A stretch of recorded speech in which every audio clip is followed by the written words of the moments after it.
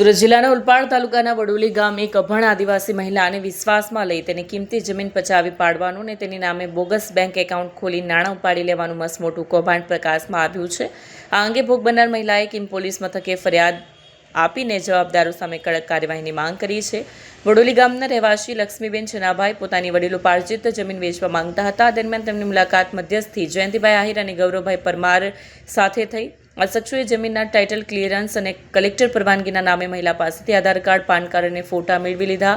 ફરિયાદ મુજબ આરોપીઓએ મહિલાને અંધારામાં રાખી મહિલાના ડોક્યુમેન્ટ્સનો ઉપયોગ કરી તેના નામે બોગસ બેંક એકાઉન્ટ ખોલવામાં આવ્યું, જેની મહિલાને જાણ જ નહોતી. જમીનના વેચાણ દસ્તાવેજમાં નાણાં ચેકથી ચૂકવ્યા હોવાનું દર્શાવ્યું હતું, પરંતુ તે ચેકો આ બોગસ એકાઉન્ટમાં જમા કરાવી આરોપીઓએ તેમના મળતિયાઓના નામે ચેકો લખી જે વેચાણ દસ્તાવેજોમાં ચેકો દર્શાવવામાં આવ્યા છે તે નાણાં મળતિયાના ખાતામાં ટ્રાન્સફર કરી લીધા.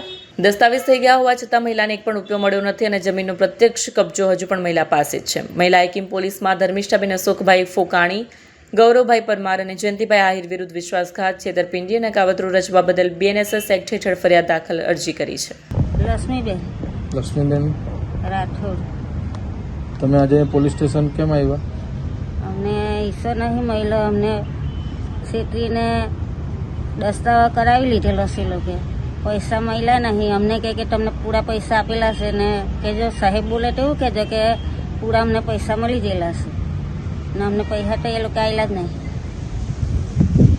એટલા માટે તમે પોલીસ સ્ટેશન આવ્યા? હા, એટલા માટે પોલીસ સ્ટેશન આવ્યા. મારું નામ સતીશ ગામિત, ભારત આદિવાસી સંવિધાન સેના સુરત જિલ્લા પ્રમુખ છું.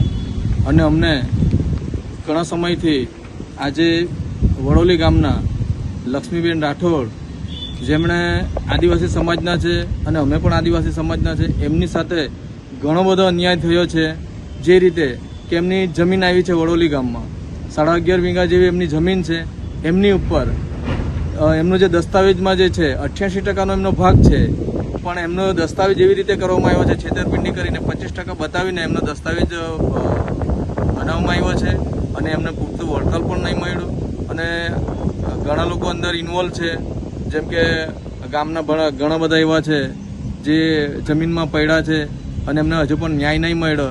ન્યાય નહીં મળતા માનનીય છોટુભાઈ વસાવા સાહેબ જે ગરીબોના મસીહા છે એમની પાસે ગયા હતા અને એમણે કીધું કે આ જગ્યા તમે કોઈને આપવાની નથી, તમે ખેડો. એટલે આજે પણ કબજો અમારી પાસે જ છે. અને પછી પોલીસ સ્ટેશન આવ્યા છે. જો કે આગળ પણ 2-4 વાર અરજીઓ મેં આપી હતી, પણ અમને અહીંથી કોઈ ન્યાય મળ્યો નથી. પણ આપ સાહેબને અમે જાણવા માંગીએ છીએ કે જે અત્યારે જે PI છે અત્યારે, તો અમે એમની પાસે એક અપેક્ષા રાખીએ છીએ કે અમને ન્યાય મળે અને આ બેનને પણ ન્યાય મળે.